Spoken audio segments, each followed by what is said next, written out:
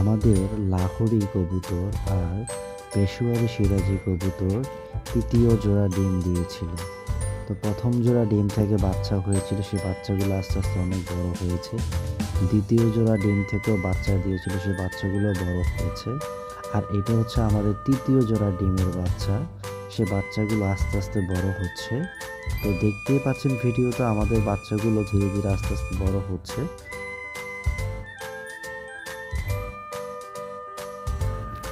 এই নিয়ে আমাদের লাহোরি কবুতর আর পেশোয়ারি সিরাজি কবুতরের 3 জোড়া বাচ্চা আছে।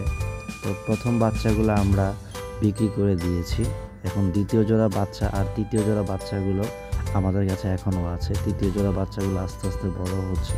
তো ইনশাল্লাহ সামনে আমাদের আরও 2 জোড়া কবুতর আছে, লাহোরি আর পেশোয়ারি সিরাজি কবুতর।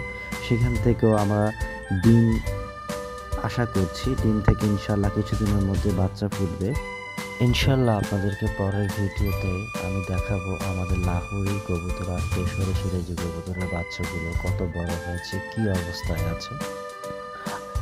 আপনাদের যদি কবুতর আর কবুতরের বাচ্চা জোড়ার প্রয়োজন হয় তাহলে আমার সাথে ইনবক্সে যোগাযোগ করতে পারবেন।